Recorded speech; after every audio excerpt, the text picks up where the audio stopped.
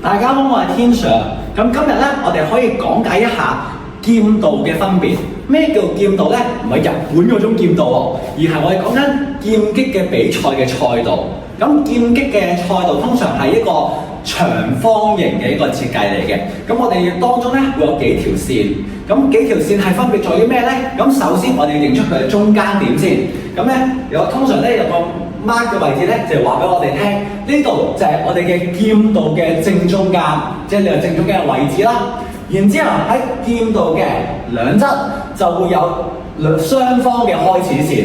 當嗰邊有條開始線咧，咁呢個我哋嘅對手咧就喺呢度按格去準備啦。咁然之後另一方嘅選手咧就會企喺另外一個位置嘅呢個位去按格準備。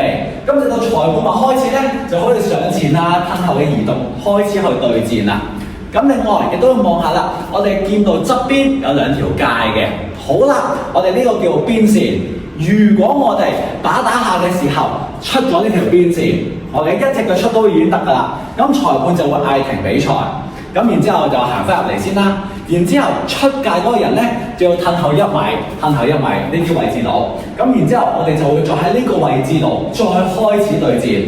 換言之，如果出咗側邊界嘅話，我哋嘅懲罰就係首先停咗比賽先啦，入翻過嚟，咁然之後出界嗰個人會讓1米嘅距離俾雙方繼續作戰。即係換言之，出側邊界輸嘅係我哋個前後嘅距離啫。即係如果對方出界嘅話咧，我就賺到上前1米嘅距離。好啦，咁除咗開始線啦、中線啦、邊線之外，咁我哋到後邊最後嗰條界，咁我哋就叫做底線，即係最後最遠嗰條界，嗰條就真正嘅出界線啦。嗱，如果我哋講緊邊線嘅話，我一隻腳踏出嚟，裁判就會嗌停㗎啦。但係如果我哋喺最遠最後嗰條線，當呢條啦，當呢條就係最後嗰條線啦。我假設啦，一隻腳出咗後邊嗰條線咧係冇事嘅。直到你兩隻腳都踏出咗最後嗰條線，最遠嗰條線咧，裁判先會嗌停比賽，然之後話俾你聽，你出咗界啦。咁我哋兩隻腳都跳咗出去最後嗰條線會點啊？就係對方加1分啦。即係換言之，出側邊界我哋都冇乜嘢好蝕底嘅，因為最多就係輸咗1米嘅距離啫。但係如果兩隻腳跳咗出最後嗰條底線咧，咁就慘啦！我哋會輸咗1分俾對方，對方會加1分。咁呢啲咧就係我哋劍道上邊要注意嘅事項。咁除咗我哋講嘅中線啦、開始線啦、邊線同埋底線之外，其實喺底線之前啦，通常就會有個區域嘅。我哋每個唔同嘅比賽啦，都會用唔同嘅方式去 mark 出嚟。嗰個區域啊，或者有條線咧，話俾我哋聽啲乜嘢咧？就話俾我哋聽，仲差少少就出界啦。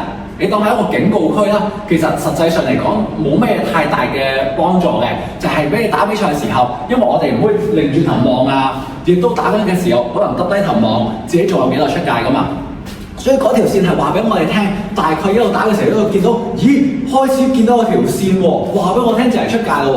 咁我哋要開始謹慎啲，唔好再行咁大步啊，唔好跳出界啦。咁所以嗰個位咧，仲有一個警告區，提醒我哋幾時要出界，或者提醒我哋，喂，開始要進攻翻咯喎，唔好去齋褪後咯喎，有機會輸嘅喎。嗰個就係一個警告區嘅作用嚟嘅。